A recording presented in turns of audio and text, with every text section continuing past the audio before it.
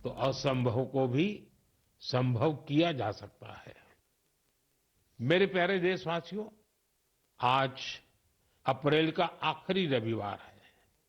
कुछ ही दिनों में मई का महीना शुरू हो रहा है। मैं आपको आज से करीब 108 साल पहले लेकर चलता हूं। साल 1917। अप्रैल और मई के यही 2 महीने देश में आजादी की एक अनोखी लड़ाई लड़ी जा रही थी। अंग्रेजों के अत्याचार उफान पर थे। गरीबों, वंचितों और किसानों का शोषण अमानवीय स्तर को भी पार कर चुका था। बिहार की उपजाऊ धरती पर ये अंग्रेज किसानों को नील की खेती के लिए मजबूर कर रहे थे।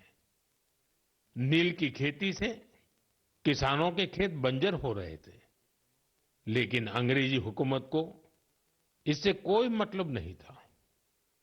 ऐसे हालात में 1917 में गांधी जी बिहार के चंपारण पहुंचे हैं।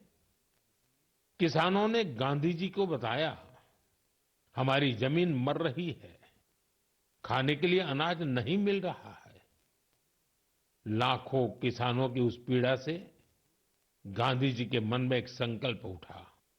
वहीं से चंपारण का ऐतिहासिक सत्याग्रह शुरू हुआ। चंपारण सत्याग्रह ये बापू द्वारा भारत में पहला बड़ा प्रयोग था। बापू के सत्याग्रह से पूरी अंग्रेज हुकूमत हिल गई। अंग्रेजों को नील की खेती के लिए किसानों को मजबूर करने वाले कानून को स्थगित करना पड़ा। एक ऐसी जीत थी जिसने आजादी की लड़ाई में नया विश्वास फूंका।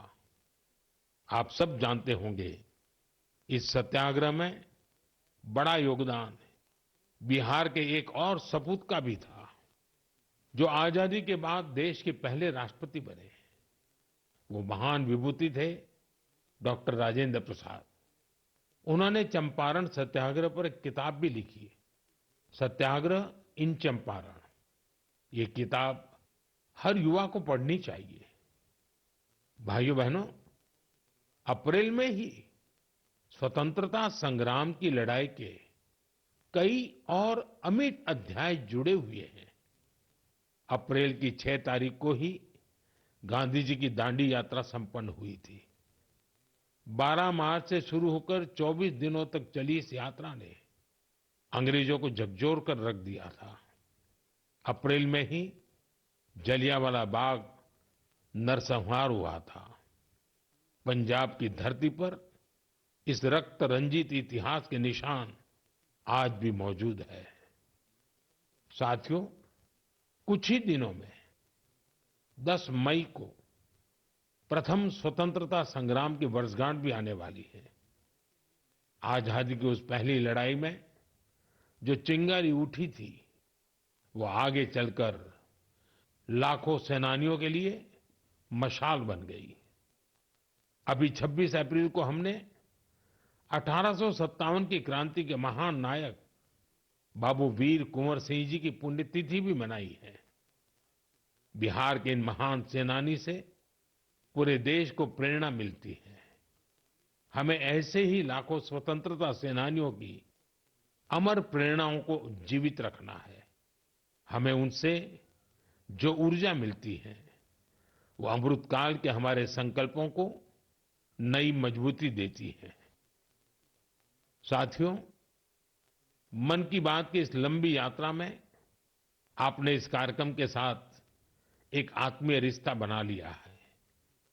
देशवासी जो उपलब्धियां दूसरों से साझा करना चाहते हैं, उसे मन की बात के माध्यम से लोगों तक पहुंचाते हैं। हमेशा की तरह आप हमें अपने विचार और सुझाव भेजते रहिए। धन्यवाद। नमस्कार।